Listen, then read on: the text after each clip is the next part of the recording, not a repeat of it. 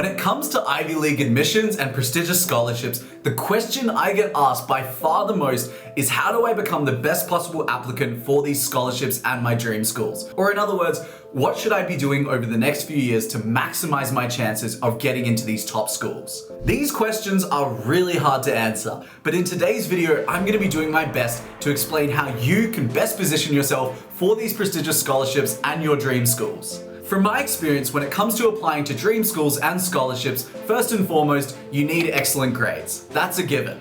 But you should not waste your time trying to get to the top of your cohort unless that's something very easy for you to do.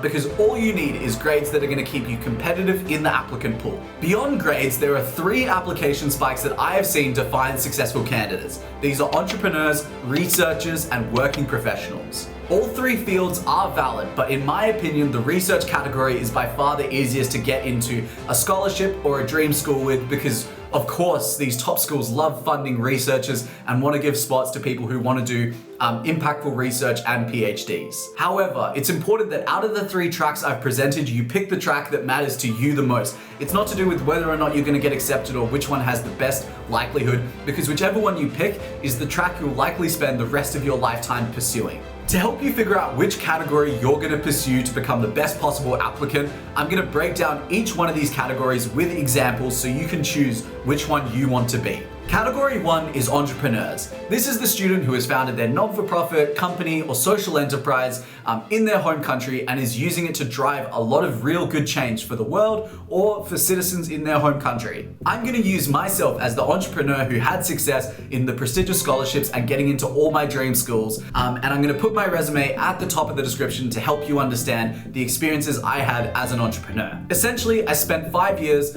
building out Elucidate Education, which is now one of Australia's largest education non-for-profits, and it provides students with equitable access to the textbooks, online content, and educational videos they need to succeed in school. We have a volunteer base of over 70 volunteers in 2 Australian states. I've published 7 books as well, and that was kind of the entrepreneurial spike that I presented to the schools I was applying for, like Harvard.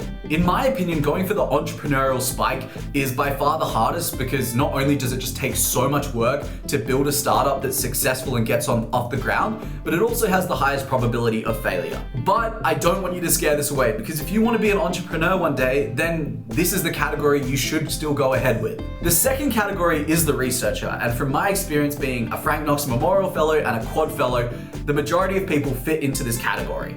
For this category, I'm going to use my cousin Brooke as the example because she won a Knight Hennessy scholarship to Stanford, which is arguably the most competitive scholarship in the world, in my opinion. The reason she won the Knight Hennessy scholarship is because by the time she'd finished her undergraduate degree in electrical engineering, she had done a handful of research placements that were really difficult to get into, and also had a pending patent for an algorithm for breast cancer that helps people with breast tissue scanning trials. So a super powerful patent pending piece of research that she then presented to the Knight Hennessy Scholars Program, and they were like, absolutely, we will have you in our 100 scholars for the first cohort. The final category is the professional category, and this best applies for people working in the fields of like law and finance, because essentially you just need a ton of work experience at top firms like Goldman Sachs or the top law firms in the world. For this category, I'm going to use my friend Shane as the example because he was the runner-up for the Rhodes Scholarship in Western Australia for 2023. For his profile, he was the top of his class for law in his university, and he'd also done 5 clerkships at the top law firms in Australia by the time he'd graduated. Okay, so these are the 3 categories that you can choose from, and if you're feeling overwhelmed by like the profiles that I've just presented, you need to remember that all of these people are like recipients or finalists of the biggest scholarships in the world, so just keep that in your mind.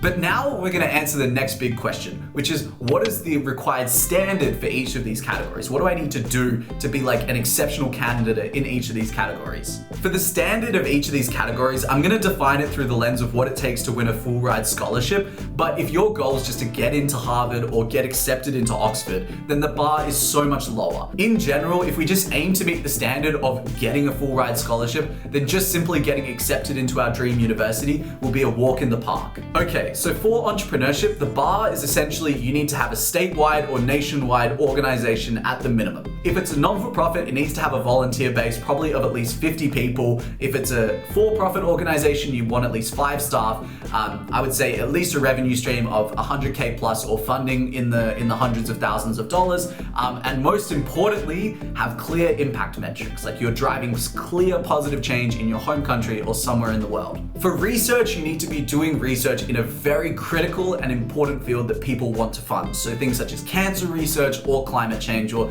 just something that's kind of buzzwordy at the moment, to be truthful. You need to show evidence of doing research placements over the course of multiple years, and that by the end of it, that you're currently pioneering or working on a really critical field of research that you would like to do your PhD in at your dream school one day. And then finally, for the professional category, you need to get top grades, and then you need internships at top law firms or top finance firms, or organizations in your field of interest. If you're in finance, that's places like Goldman Sachs. If you're in the law firms, it's like one of the top 6 law firms in the world. And if you're in policy, the United Nations is a great place to try and get accepted into. As you can see, the general rule is just figure out which of these 3 categories you want to focus on, and then go as far as possible you can with that category. Just try and excel as much as possible. But on top of selecting that category, you also need to bulk out your resume by having experiences from the other 2 categories, in my opinion. So for me, my spike was my entrepreneurial work and building out Elucidate Education. But I also had a huge background in sport, competing in Ninja Warrior at the highest level.